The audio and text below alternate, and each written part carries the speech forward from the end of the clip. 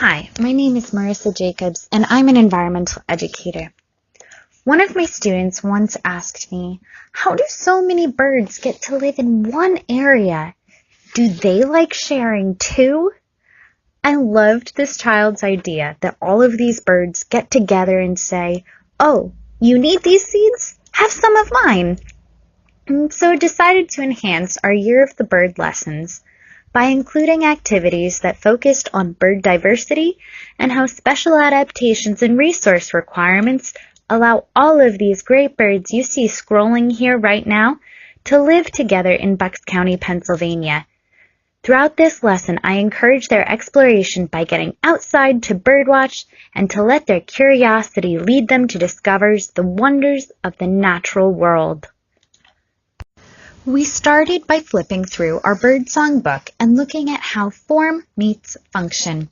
We compared the anatomy of different species and discussed how their anatomical adaptations allow them to live differently from each other.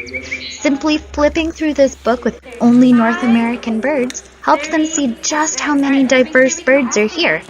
What number? 163. So, let's type that in.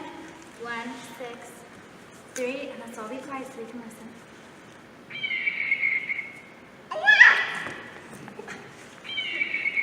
Have you guys heard that before?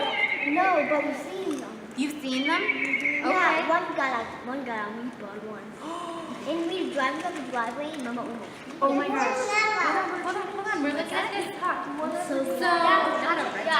So let's look at this hawk for a second. Hold on, there's a little. Let's look at this hawk. Does it look similar or different to the goldfinch that we looked at? Different. How? What is it? It's bigger. It has a pointier beak. That is so true. Hold on.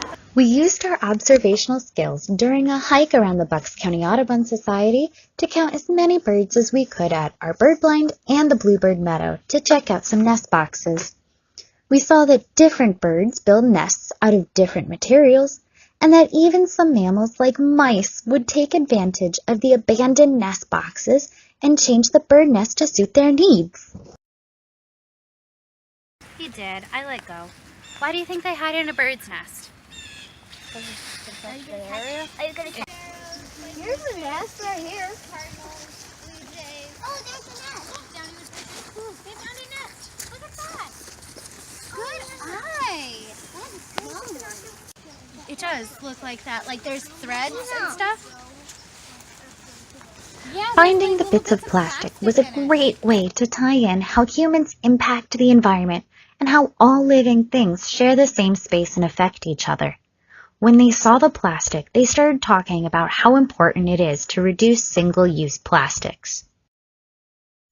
It was so exciting to watch the kids use the binoculars. Some had never used them before and were fascinated by how up close the birds, leaves, mice, and their classmates were. Throughout the entire hike, students were enthusiastically sharing their own bird experiences Our with me. sense of hearing. Yeah, bluebird box.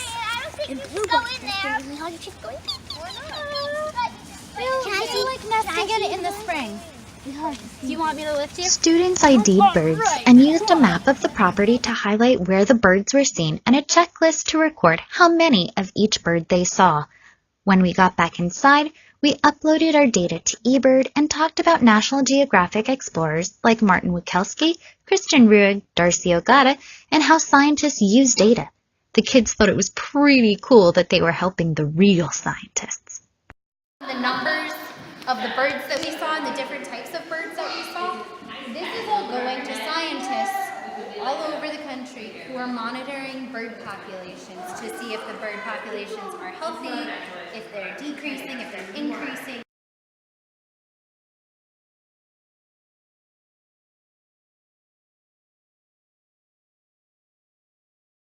We're providing valuable food for birds that are outside. Where do we get our food from? Where do we get our food? Outside the farmer's market. The farmer's market, right? Do birds have a farmer's market? No. They don't. So that's By why looking this at is local and exotic birds, getting outside, and exploring spatial, ecological, historical, through past data, and geological perspectives, students answered the question of how so many birds can live in one area. They all compete with each other by having unique adaptations. Since I focused specifically on how so many birds can compete in the space of Bucks County, they were able to recognize how important resources for a diverse population of birds in one area is. They talked about going home to look at their own neighborhood to see if it was habitable for as many birds as they saw in the lesson. As for myself, I'm enjoying finding new ways to get students outside, learning about the intense, fragile, and complicated relationship that plants and animals have and how humans interact with that relationship.